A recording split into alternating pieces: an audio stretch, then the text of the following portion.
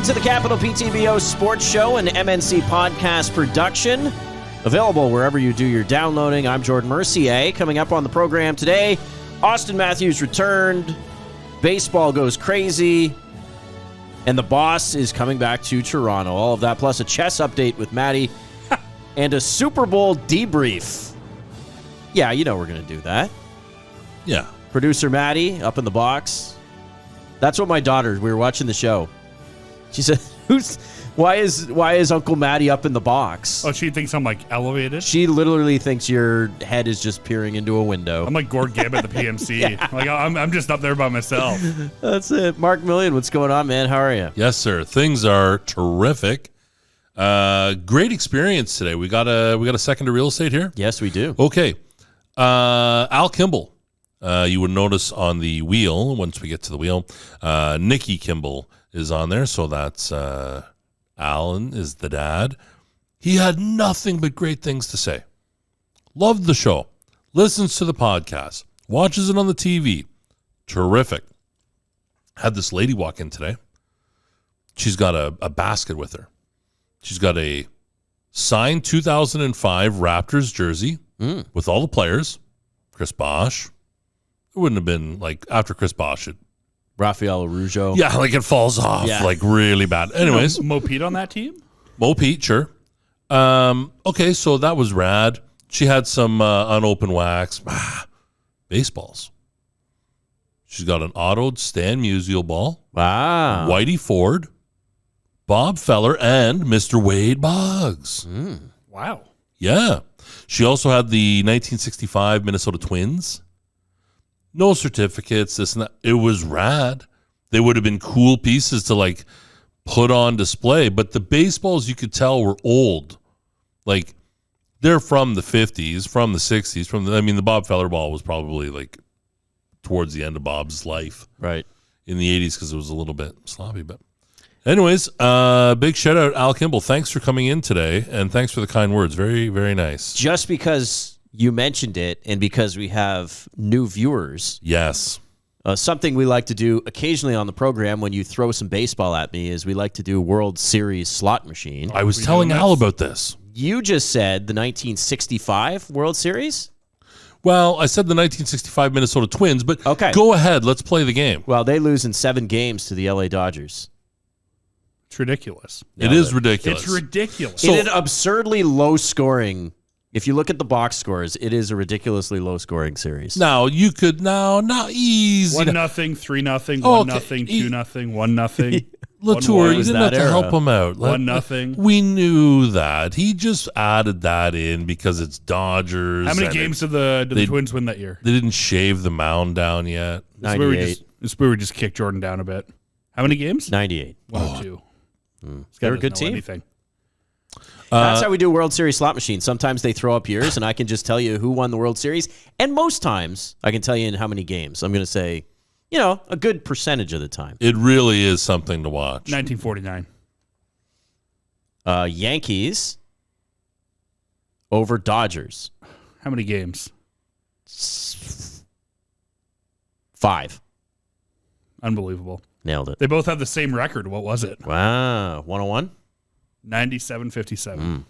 That's how we play the game, team. And we have another game that we play at the start of the episode. That was actually the first of 5 in a row for the Yankees. Correct.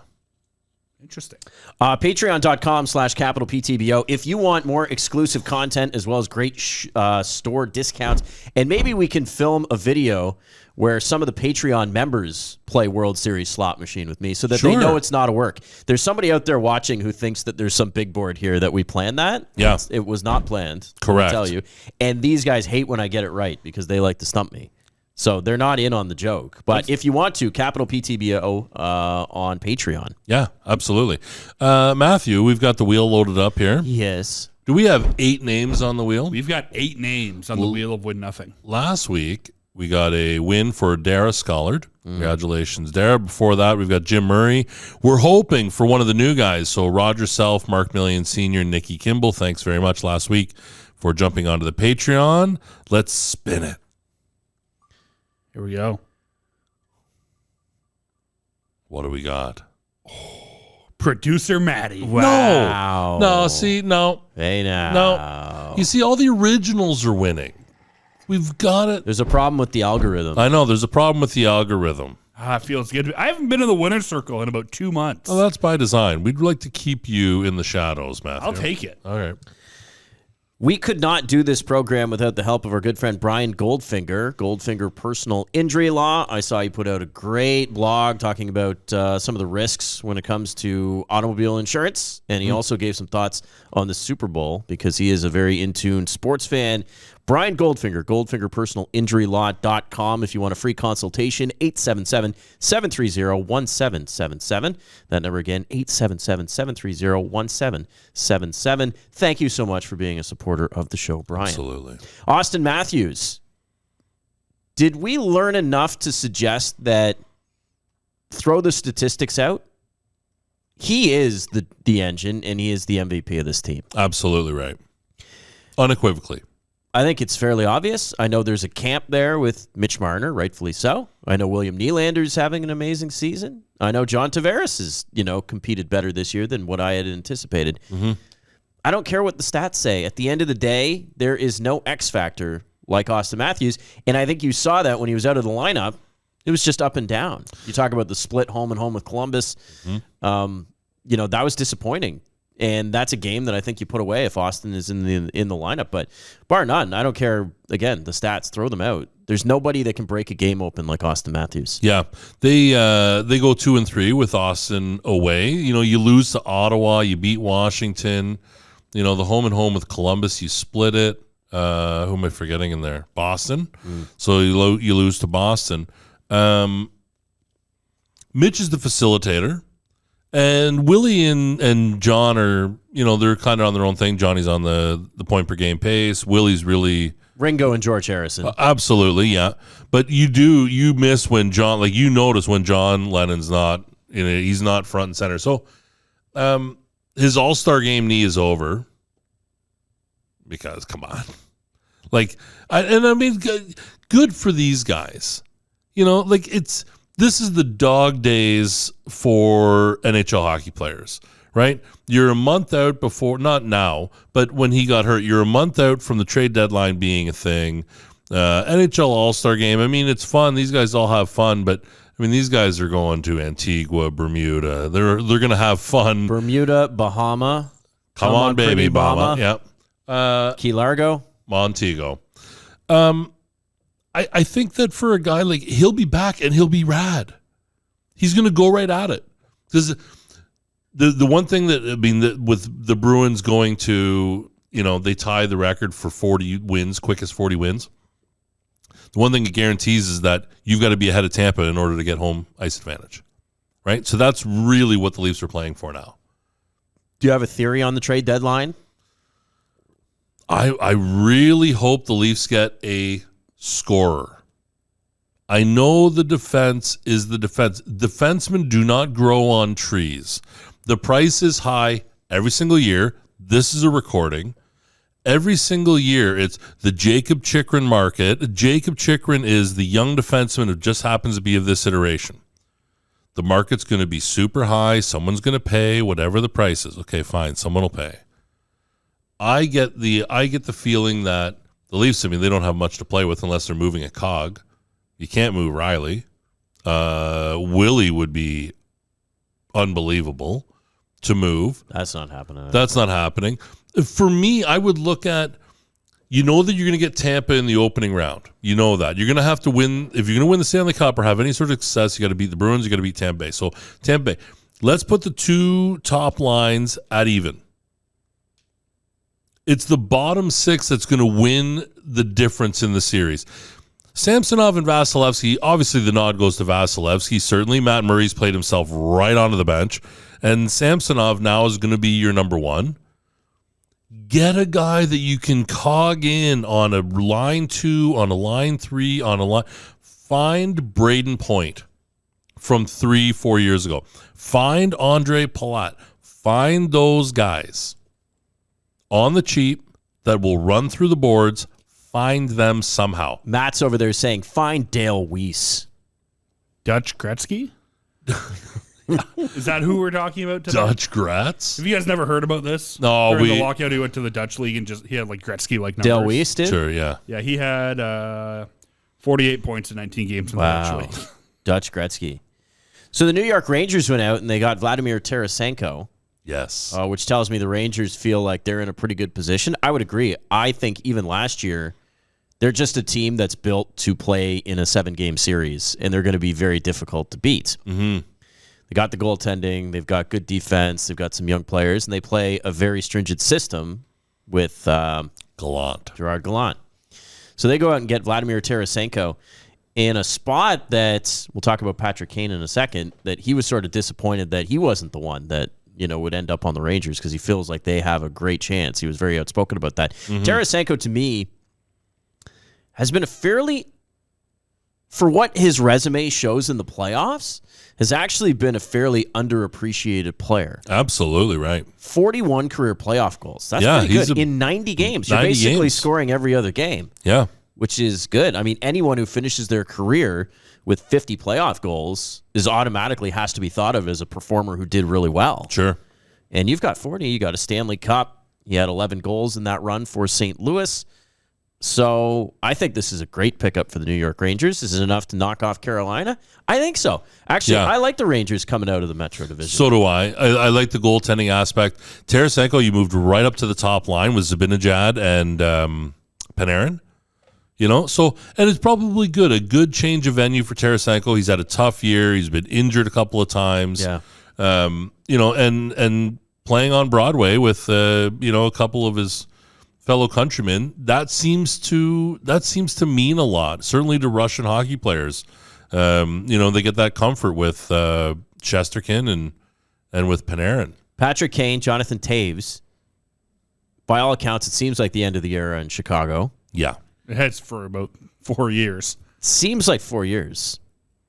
We have a theory in the store here that Jonathan Toews could end up with the Minnesota Wild, that according to Justin. Yeah. Listens it back.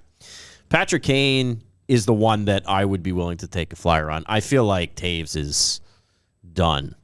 I feel like Toews has been an elite player once in the last 10 years. There was one random season where he just showed up and had 80 points. Right. Patrick Kane, I think he's just, I don't want to say going through the motions, but obviously the talent has deteriorated around him.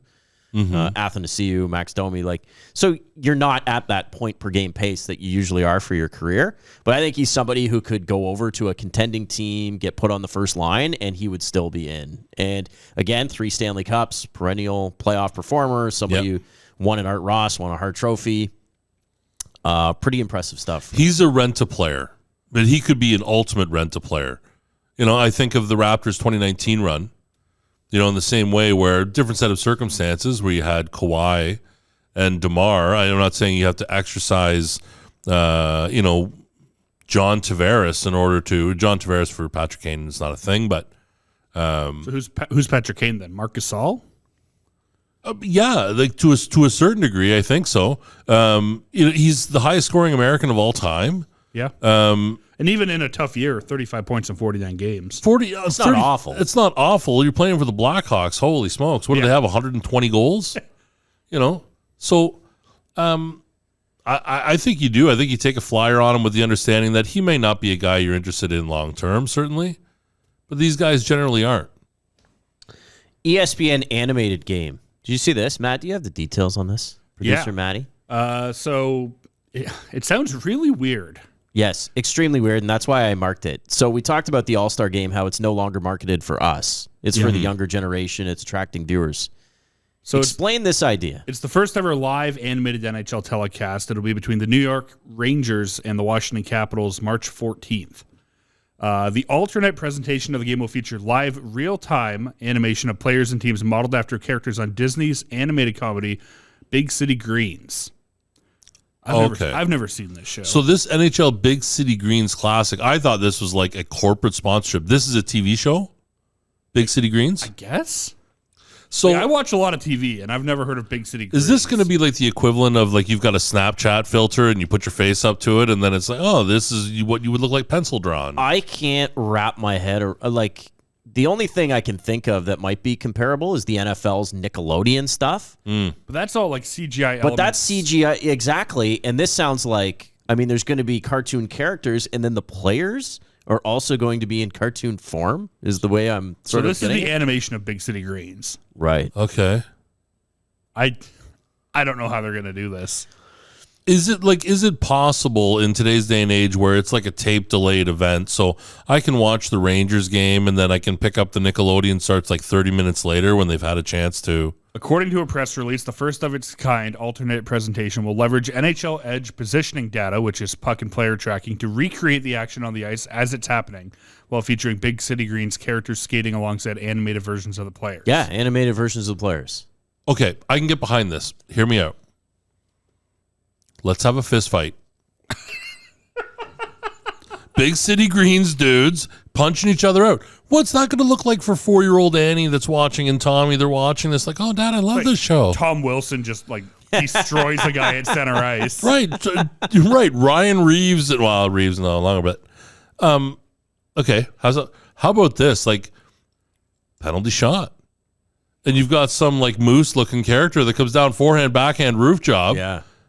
It has the potential, if in my brain, I'm not sure.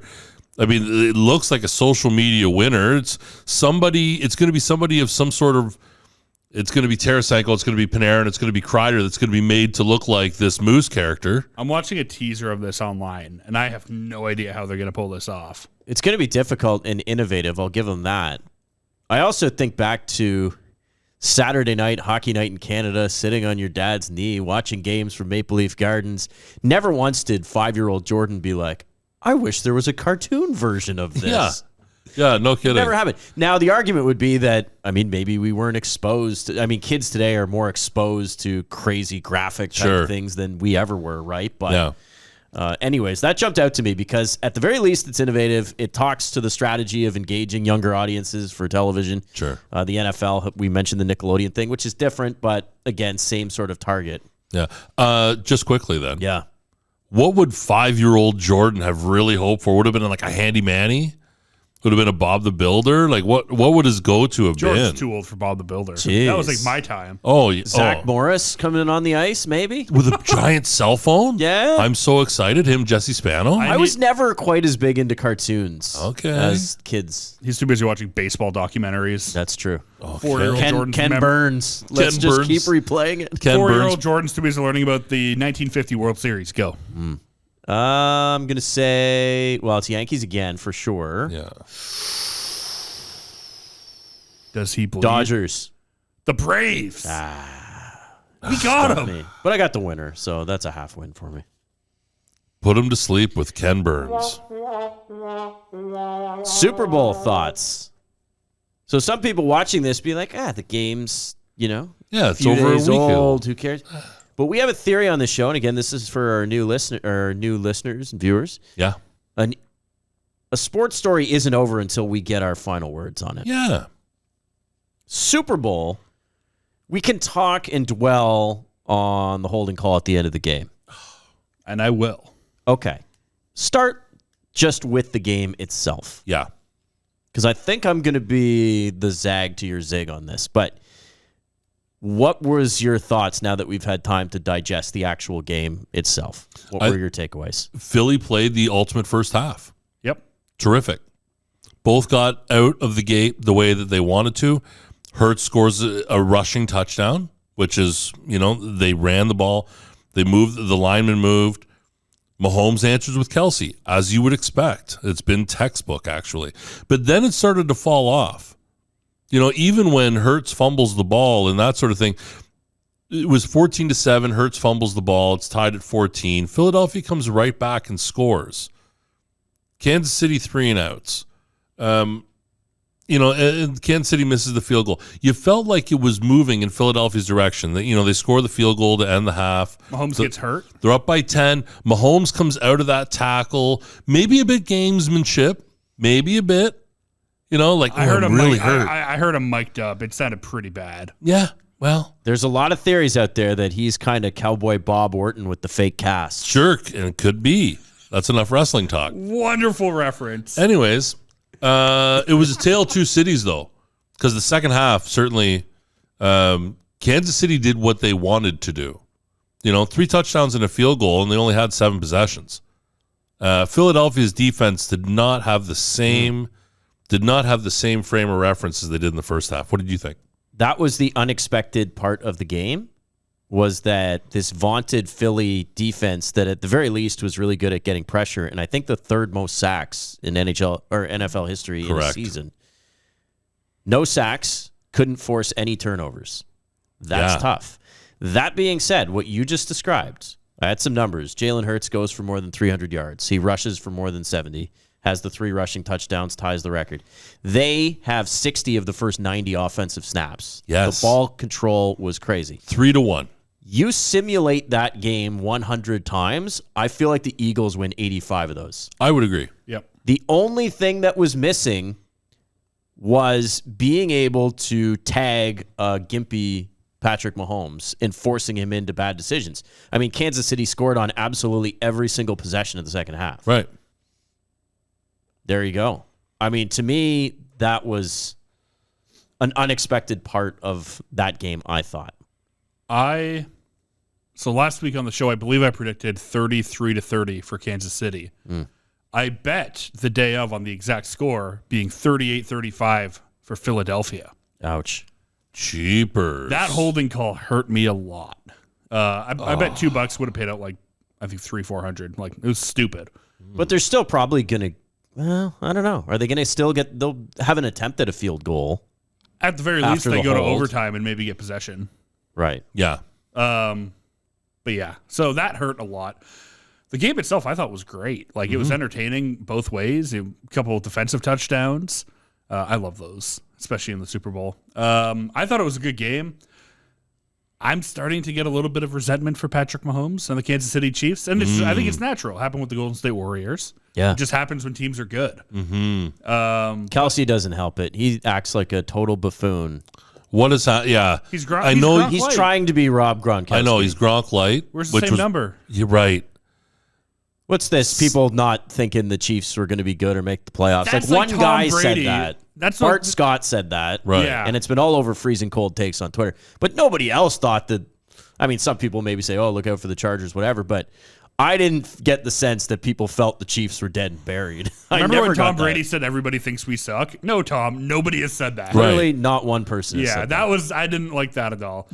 But overall, I mean, viewing-wise, it was fine for me. Like, the turf had some issues, obviously, but the worst they'd ever played on, some guys said.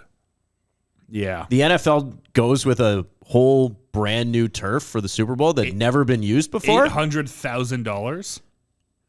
That seems like an odd. You think? Oh yeah. Apparently, what Couldn't happened you have was tried it? Like during the halftime show, parts of the grass were getting compressed, so they were more slick when they It was crummy in the first half, though. It was not great. Yeah, true. But yeah, Correct. no, I did notice after the performance itself always kind of alters the game for a number of reasons. One, halftime becomes double. Yeah. It's usually 13 minutes. I think it was 29 minutes. Yeah. They have to do all the craziness with the stage. Remember the one year Beyonce knocked out the power? Yeah. Oh, yeah. Like, those are just kind of the trade-offs that you have to do, I guess, to be able to, hey, Rihanna, 118 million people watch that halftime show. How'd you feel with the halftime show? No Disturbia. I was upset. Very upset. So I'm going to have, if I didn't already with the animated hockey game, have the old man yelling at Cloud take. This is going to be it right here. I prefer when you go back about 10 years. So it wasn't a Rihanna, by the way. She clarified it's Rihanna, not Rihanna, even though we've been saying that for years. Yeah. Rihanna. I'm a big fan. I've seen her in concert. Great performer. And I thought for the most part, if you get past the obvious lip syncing in parts, then you'll enjoy it. Sure. I prefer the halftime show to play 4 to 5 legit songs. Yes. As opposed to the 13 and 13, Yeah, where you're getting like like a 1 minute. Yeah. Right. I prefer you go back, you watch Prince do it, and the Rolling Stones on.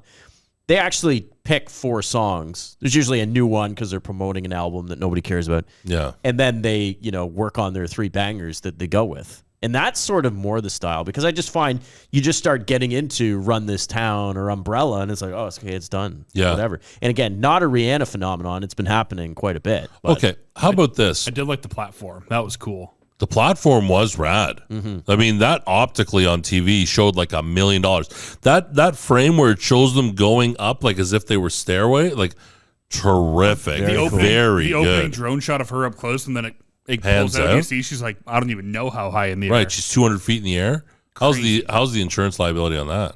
Steve Nichols, Cam Palmer. Anyways, were they insuring that, Stevie? they Stevie could have. Nichols? The boys could You have. make a bid for it? They could have. How far away are we from having no Super Bowl performer and a lot?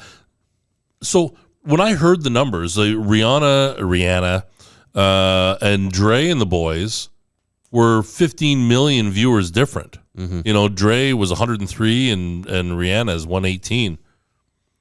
Can't we have like an RIP edition? You know, where you don't have guys who are, you could have Prince, or you could have Jimi Hendrix, or you could have, like, aren't we at this Like a point hologram? where, aren't we at that point? If we're selling tickets, we're doing, you know, Michael Jackson might be weird because you've already had Jackson do it.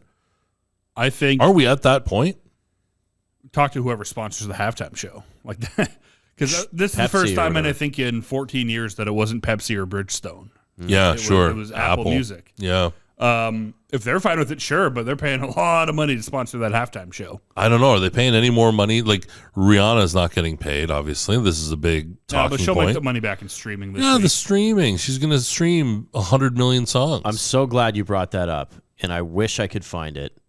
I did like something where it talked about the actual breakdown of the amount of, like, streaming was up like 900%. Yeah. She gained 1.3 million followers immediately. Right. Her beauty brand, Fenty. Yeah, it which went up crazy with She orders. works in with the cover up or whatever. Yeah, I for saw sure. Right. Pretty cool. And the fact she was pregnant and you're able to pull that off is absolutely incredible. Terrific. Yeah. Good stuff there. Better future, the Eagles or the Chiefs? This one's easy. Very easy. It's the Chiefs. They're not done yet. They've got Patrick Mahomes. And the Eagles, they lose both their offensive coordinator, their defensive coordinator. Yeah. If you see the laundry list, especially on defense, the amount of free agents, Fletcher Cox and Donovan Sue, And those guys are old too. this really feels like a team that will take a dramatic step back next Yeah. year. Yeah. This Eagles. was like a one-off sort of, I don't want to say like 98 Atlanta Falcons, because I think Jalen Hurts is in a good spot in his career and they have a good young coach. But that being said, like, I anticipate them to fall back. But, like- I'm sorry, I did say that about Cincinnati last year too, and it didn't happen. But I think just the amount of pieces leaving, the brain trust leaving with the coaching staff, that's tough. That's difficult, especially on young quarterbacks. But look at the division. Like, Well, that's it. They it's do not have a great division. They do have a soft division. Dallas is an anomaly this year, though. They're not going to win 12 games next year, I don't think. The Giant or the Cowboys. Cowboys. The Giants could get better. Giants The could. I think the Giants could win the division. Like, the Cowboys, to me, like, they Giants seem could like, win the division. I mean, Who's if we think- snapping if the we ball? think the Eagles are taking a step back. Oh my Do you gosh! think the Eagles are taking a step back? I don't Danny think Dimes. I think Danny Dimes. the Cowboys are crumbling. The Cowboys will still be the Cowboys, though. They'll still manage at 10 wins, 11 wins. Give me the Giants winning the division. Can we have Oh my gosh! Write that down. make a scribble right here? Guaranteed. Put it on the autopsy Do we table. have to have the Mahomes is sort of entering top 5 quarterbacks we've ever seen territory now? 2 MVPs, 2 Super Bowls, still at a relatively young age. You know what it did tell me is that Mahomes will transition in the same way that Brady did with the supporting cast. So no Tyreek Hill. That was the conversation all summer about, you know, the offense is going to go to, you know, it's going downhill. Juju Smith-Schuster, TikTok boy, like you're going to. Brady did the same thing. There was, you know, Gronk was there for the better part of his career. But there was a 10-year stretch where he didn't win anything. Yeah. Right? Tom wins at the beginning, wins at the end.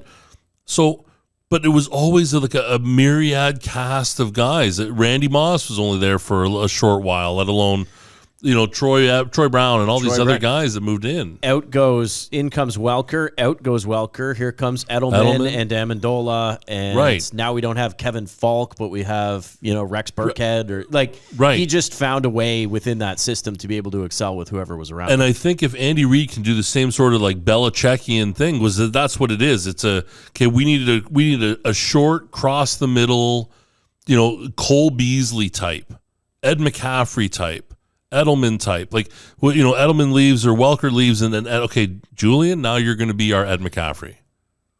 Andy Reid is also an interesting conversation. By the way, just to get back to the Mahomes, we got to start having the chat about. Absolutely. And I want to see when it's all done, but his resume is stacking up at this point in his career with really only Tom Brady. He's not even 28. And he's not even 28. Rad. Terrific. Andy Reid, I think the great irony here is he was lambasted for the first Eagles, I think their second overall Super Bowl appearance against the Patriots back in 2004. Yeah. Where he just, there was a bad 2-minute drill and the coaching and it just was not up to snuff and they weren't able to compete. But now, I don't know if he could have coached a better game than what we saw. Absolutely. And Steve Spagnuolo, he's the architect who beat the 2007 New England Patriots, and now he's on his third Super Bowl as a coordinator. I think the Chiefs, far and away, are in a good position to continue to be super competitive. I think Andy Reid's coaching tree has taken on a different arm. As Eric Bieniemy also, and he was quick to give praise to Bieniemy on the offensive calling, but a lot of that is, Reid's not the offensive guru. He never really was. Had great quarterbacks, but he's had this resurgence only because of Mahomes, not because he's a great coach. But now he's on the precipice now. 2 Super Bowls. He's got 21 wins in the postseason. Belichick's the only guy ahead of him. It'll be interesting how the late chapters in his book. Baseball rules. You ready for this? Yeah. So I think we knew most of these were coming. There was a more thorough explanation given out a little bit earlier this week, according to Jesse Rogers of ESPN.com.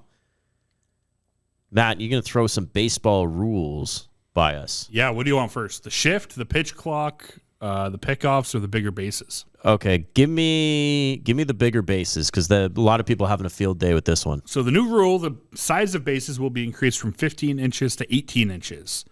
Increase in the size of bases should reduce injuries around them while increasing stolen base attempts. We've talked about on this show how exciting stolen bases can be. Yes, you need to get them back. Have to get them back. Yeah. Players don't like this. And it sounds like defensive players don't like this. I'm sure you look at the guys that steal a lot of bases, they're probably fine with it. I like it, though. I'm okay with it. Whatever. You get used to it. On television, it won't be gapingly obvious how big the bases are. Yeah. I saw somebody complaining they look like pizza boxes. Like other bases just didn't look like smaller pizza boxes. Yeah. What are we doing? 3 inches. You're talking about the width of a man's hand. Yeah. The base stealer's hand. It's not. Okay. So not that a big one. We're all on board with that one. That's fine. If that encourages that, then that's fine. All right. The pitch clock. Pitchers will have 15 seconds to throw a pitch with the bases empty and 20 seconds with the runner on base. Hitters will need to be in the batter's box with 8 seconds on the pitch clock. And I'm a traditionalist, but I do kind of like this. I want to see it play out, but there are some times and you'd see people superimpose the entire Kentucky Derby in the time it would take to throw like 2 pitches. Sure. And it's like, okay, no, there is obviously a problem. Batters step out, they call time. Pitchers step off the rubber, look around, especially some of those playoff games getting to be 4.5 hours. Yeah. That does need to be addressed. Here's how it'll be enforced. If a pitcher has not started the motion to deliver a pitch before the expiration of the clock, he will be charged with a ball. If a batter delays entering the box, he will be charged with a strike. Interesting. That will get very contentious very quick in September baseball. Very quickly, yeah. Very quickly. I can see a Sunday night baseball, Red Sox and Yankees. The Red Sox aren't in it. Of course, the Yankees will be. But it's the type of thing Red Sox need to win like 8 of 9 in order to get into the wild card or something, and it'll come down to an 8th inning. Aaron Judge was too late getting in the box. There was no strike called. Then he goes yard, and it's going to be a thing. I can't wait. I guarantee it. That's going to happen. The shift. maybe the longest of the new rules. The new rule, at the time a pitch is thrown, all 4 infielders are required to be on the infield dirt or infield grass, depending on the park, with 2 on each side of second base. Players will be able to move as soon as the ball leaves the pitcher's hand. Originally, infielders who began the game on one side of the field would not be allowed to switch over to the other side for the entirety of the game, but that was revised to just each inning. Right. So, much like in my slow pitch league, if I'm imagining this correctly, once the pitcher throws the ball, you can do almost like free safety guy. Sure. If you're the shortstop and you're up the middle, now once he throws the ball, then you can run.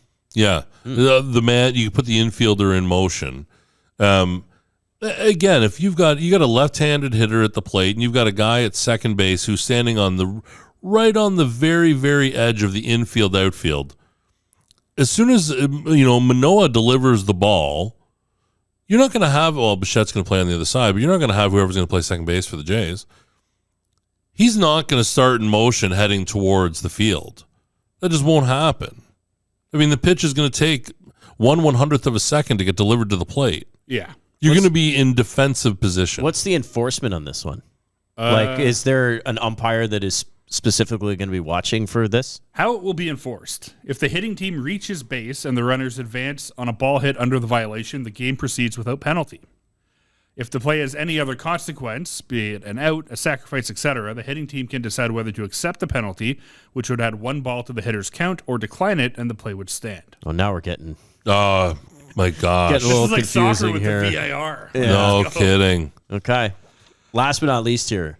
Which one haven't we done? Pickoffs. Pickoffs. Now, this one I kind of had an issue with, if I understood it correctly. Pickoffs are one version of a disengagement, which consists of any time the pitcher makes a pickoff attempt, fakes a pickoff, or simply steps off the rubber for any reason, as well as when the defense requests time. Pitchers are allowed 2 disengagements per plate appearance without penalty. The disengagement rule resets if a runner or runners advance a base within the same plate appearance. It will be enforced after a 3rd step off. Pitchers will be charged with a balk unless at least 1 offensive player advances a base or an out is made on the ensuing play after the step off.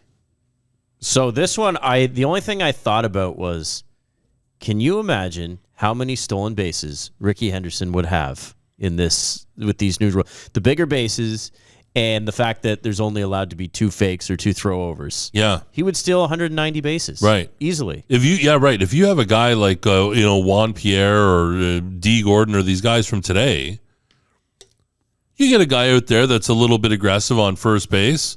You get a pickoff attempt, fine, you're back in. Second one, you're back in. Now you know he's out. He's out of them now, right? So is that how it worked? Like, you could have the guy going extra 2 feet off of the base, and you can't throw over the 3rd time? After 2 attempts, you could be halfway to second. Idiotic. Absolutely preposterous. That I would do that every time. Take a 10, 12, 15-foot lead off first base. Who cares? Here's the thing. You're going to have to conserve your pickoff attempts, I guess. So you're going to say, like, okay, now I can't throw over there again because I don't want to give him the advantage of taking those big leads. I love it. Oh, my gosh. I love the stolen base. It's my favorite Oh, play I in love the baseball. stolen base. I think it's a well underutilized portion of Major League Baseball. And we're going to get more of them.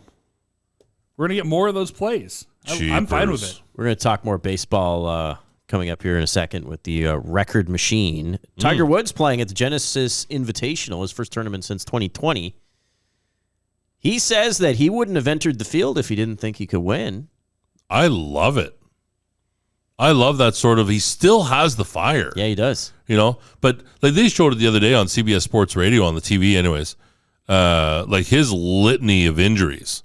I mean, this guy's walking out of, sick bay, and he's been, jeepers, this guy's been carved up more than I don't know who. I love that. Man. The Genesis Invitational is officially just relevant now. Oh, sure. Nobody knew this was happening before. Gets me excited watching it. Tiger played 16 holes of the Pro-Am on Wednesday, which is good. I'm assuming that's good for him. But this is a different generation of golfer. Tiger's still relevant, but only in name. It is time now for a little break from sports. Once a show, we pick a non-sports topic to get into. And this one was easy. I usually give you choices. I'm not going to give you choices. Oh. Bruce Springsteen, the boss. coming back to Toronto for 2 shows. Yes. He's going to do one in Ottawa and one in Montreal. I'm wondering how many we're going to. Anything less than 4 is probably outrageous. outrageous. He's 74 now. You got to think, I don't know. You never know when it's the last time he's going to end up coming. He looks good, though, no? He looks awesome. Yeah. He's jacked up. He is jacked. And he's aged well in the sense that he ages like an older man. It doesn't look like he's had any crazy work done. Right. And Bruce has always been good that way. Like, he's never had a goofy haircut. Like, he's just... Right. He's got it all figured out. Right. I have seen him 5 times. Wow. I've seen Bruce 5 times. I've gone with my mom. I've gone with my wife. I went with when I graduated from college, he was touring, and my parents actually bought tickets for me and 4 of my friends, and we went and spent the night in Toronto watching Bruce Springsteen as part of the Magic Tour. Wow. I have to think that at the time that was $800. I'd be surprised if there's anything under $300. When do tickets go on sale? 11:59 p.m. On Sunday. I'll be surprised if Ticketmaster doesn't bung this one up too. That's true. Next week on the show, we'll revisit this and try to buy some off the scalper. Yeah, they'll give you the Taylor Swift version. We talked about this just a little bit, like to recap at the beginning of the show, like off air. Obviously, his catalog is huge. Maybe one of the greatest storytellers in song, certainly, but not really a guy that didn't really have that moment where he had to reinvent. Mm-hmm. You know, where some guys do. They change the way their music comes out decade by decade. But Bruce has never done that. Fairly consistent formula for the heartland rock genre. Yeah. Yeah. Very the story good. of the American working man. Right. He's the king. He's the absolute king of that. Give me blue jeans and a white cutoff T-shirt. No Let kidding. me go work on a car and write a song. Sure. Right. Bruce Springsteen or Vin Diesel? Yeah, it sounds like Sure. Just quickly, best Springsteen track. I know. There's got to be one, though, that gets it. Like, I have to say Born to Run because that's his most critically successful one. And it's the one he ends with every show. Yeah. But he varies his catalog. Like, if I looked at the set list from each of the 5 shows, they would be entirely different. The Born to Run, that opening. Yeah. I mean, I've never, I won't even say it, but it's, if that doesn't get your heart racing, you're dead. It's terrific. Want to do Record Machine? Record Machine, for those of you who are new to the program, has the worst sound accompaniment of all time. No we need kidding. to do something about that.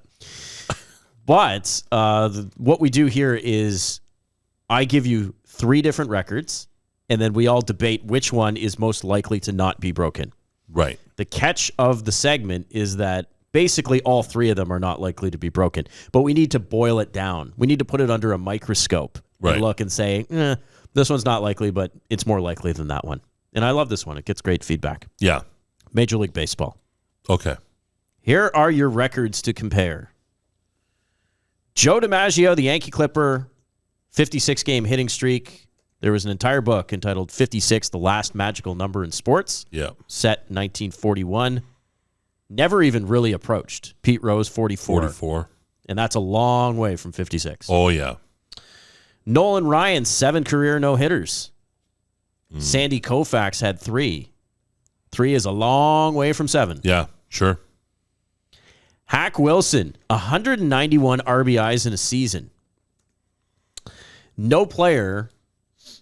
Manny Ramirez had 165. Sammy Sosa had 160. Yeah. Those are both a long way in the modern sense. From 191. 191. Gentlemen, which of those records? Let's rank them in order. So I am a Nolan Ryan honk. I do feel like in some respects he never got his due. This guy pitched 12 one-hitters. 12. If half of those go the other way, he's got 13 no-hitters. 10 ahead of Koufax. And I think Bob Feller's got 3, I think. But 12 ones. Okay.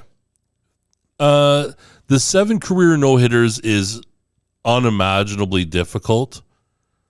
I think the easiest to break would be the 191 RBIs. Which, ironically, is the oldest. It is the oldest, yeah. 1930. Right. I just think in today's day and age, you don't have guys that will pitch the complete game. So I think this one will be the most difficult.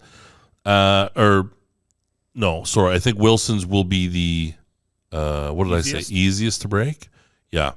Because it's a numbers game. It's if you have enough guys, I don't know exactly what Chicago's 1930s lineup was, but Charlie Root, sure. If you have enough guys that are setting the table in a 50 home run era, you hit 32 run shots, that's 60 RBI. I don't know, maybe that's difficult.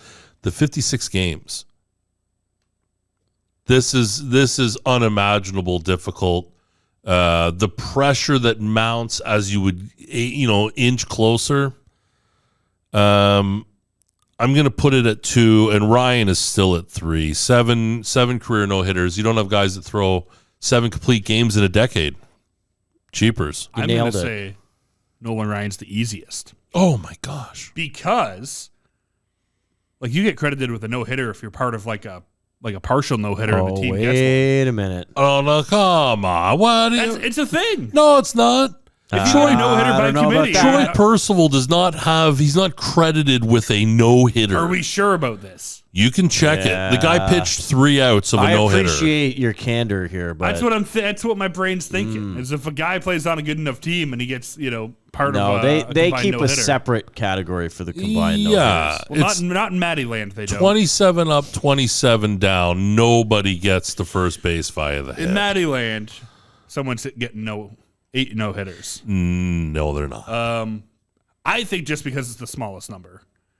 Myself. Okay. So who's next then? I got Hack Wilson second, DiMaggio. 56 game hitting streak. It's crazy to think about. Crazy. I mean, they all are, but that's the most crazy. So they are all impossible to break. Mm-hmm. They just are. Mm-hmm. The most likely to get broken, and this pains me to say it, I think is the 56 gamer. Wow. I know. Hasn't been broke since 1941. I just feel the biggest shock to me was you need a hitter who can kind of beat out some singles, and I thought Ichiro was kind of programmed to at least take a run at it, and it never really happened. A lot of at-bats in the lineup every day.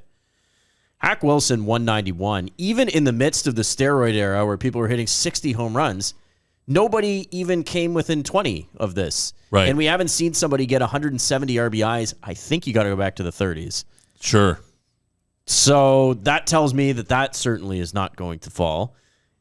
But the no-nos is exactly the point you made. Think of Max Scherzer and Justin Verlander and the conceivable workhorses of today. They might not even have 7 in their career. I would need to look it up. Yeah, right. So it just won't happen. It's like Cy Young, 511 wins. Nobody cares. I think with the RBI too, is that the RBI is devalued now because of the analytics movement. Sure. So you have MVP candidates who are preferring to take walks versus knocking in runs. Right. So, I mean, that's kind of my pecking order. I go no-nos, RBIs, and streak. Again, the streak is, to me, the most coveted. It's the most famous. Yeah. It has the most famous name attached to it. Yeah. It's the most famous franchise. The media frenzy would be crazy. Yeah. I think if somebody breaks the RBI record, I don't think it's a huge, national story. We love streaks. Yeah. You're cutting into national TV coverage. For that. The other thing, I am a big Pete Rose guy. I do enjoy Pete Rose, the ball player, certainly not the human being. Whatever. The thing I do with Rose, though, is that he plays in the National League where there was an advent of a ton of AstroTurf.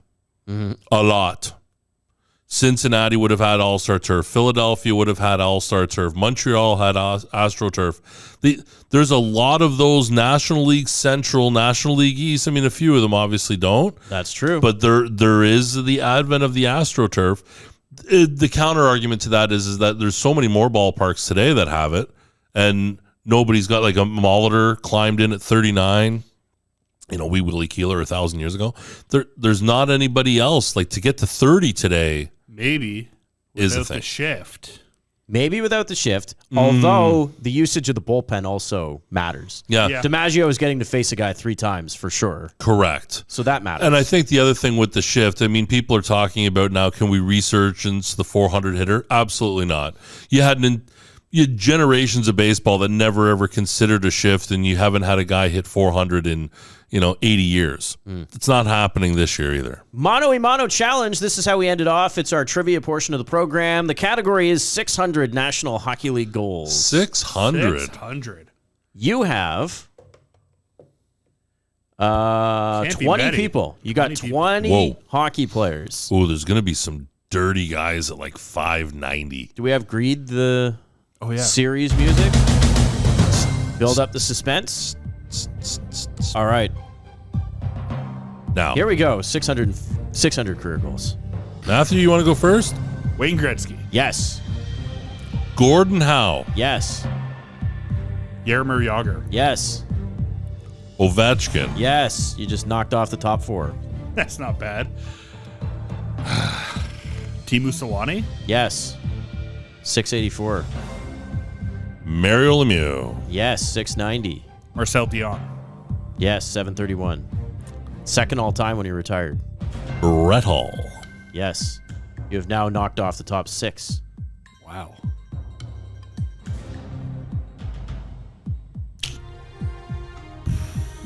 Luc Robitaille. Yes. Oh. 668. Phil Esposito. Yes. 717. Oh, does he have 600? Jerome McGinley? Oh. Yes. How many did he have? 625. Okay. Ooh.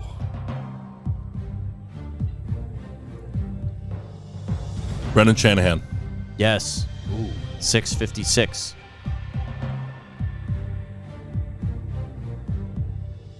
Steven Stamkos? No. Not even close. Stammer just got 500 this year. Oh, 505. He's had a heck of a month. I actually shouldn't say not even close, but yeah, he might get there. Dave Anderchuk. Yes. He was at 640. It's rarefied air now. has Mark Messier been said? He has not, and he is in here. 694. Mark, you just needed 7 more. Drives me nuts. Yeah. Get that close. I'll take the guys at the bottom of the heap. I believe Dino Ciccarelli. Yes. Oh, He's got to be close. 608. Yeah. Florida Panthers, Ciccarelli. Yes. Mike Gartner? Yes. Yes. Member of the 700 Goal Club. Gardner, Jeepers. Joe Sakic. Yes. Boy, you guys are knocking this off. There's not much left. I was going to say there can't be too many left. There is only 1, One guy left? 2, I think. Oh, 3. There's 3 guys left. Oh. Yari Curry? Yes. Oh. 601. That was my A spot. Bobby Hall. Yes. 610. 610. There's only 1 member of the 600 Goal Club. And I think Matty only has 1 strike against him.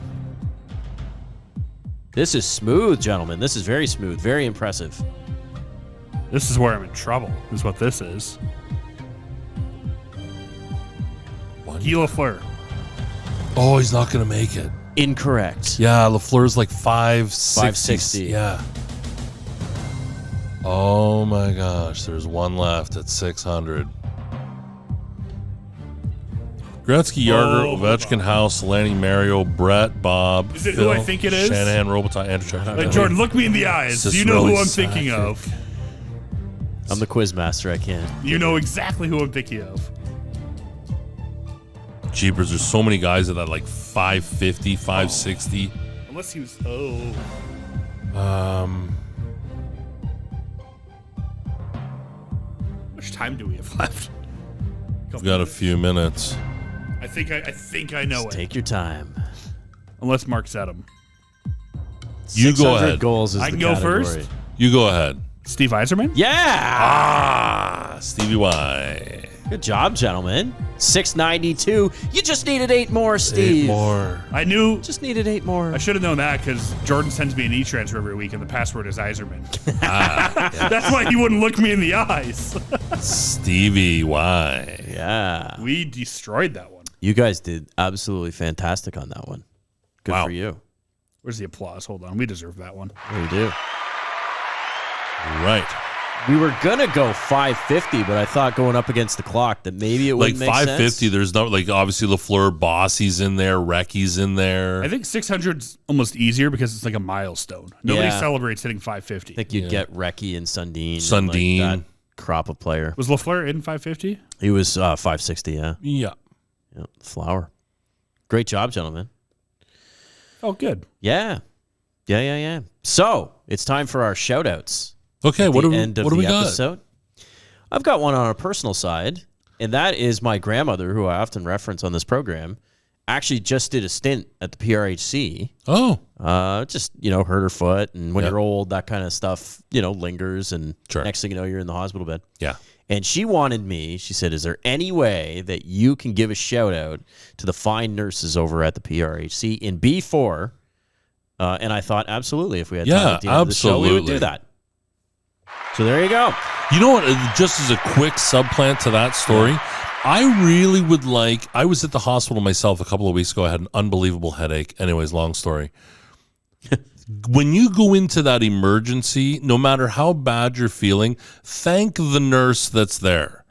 Because it's so easy that there's a lot of those nurses that are battered, bruised, beaten down, COVID, everything else, that they continued to show up for work instead of going. And I mean, no disrespect to any nurse that has left the field because it's unbelievably, imaginably difficult. Shout out to you guys. Okay, quick. How about this? We got 2 minutes. No? Yeah. Okay. Shoppers, Got a minute 40. Loblaws, like, get it together here. No, I'm serious. I nearly flew off the handle today. Okay. Let's make some enemies today. No, easy. We still love them, but it's okay. I have 2 things to go in to get. I got to get packing tape, which I wasn't planning to get at Shoppers Drug Mart, and hand sanitizer for the store. What aisle do you think hand sanitizer would be in? The LCBO. Okay. Have you ever used the hand sanitizer at Shoppers? No, it smells bad. It smells like tequila. Yeah, okay. I'm thinking it's going to be in like first aid, hand washing. So I go down the hand wash aisle, scouring, nothing. Is it with like the toilet paper? So then bathroom tissue, facial tissue, of course. Use the bathroom, whatever. You just hand sanitize it, bang. No. So then I walk up to Grandma Shoppers and I say, hi, where are you hiding the hand sanitizer? Like, it's 2023. Do you know what era we live in? Like, we hand sanitize everything. Oh, well, it'd be in the hand washing aisle. No. I go over to Loblaws. I walk right down the same aisle. Hand washing? Nope. No, I'm getting mad.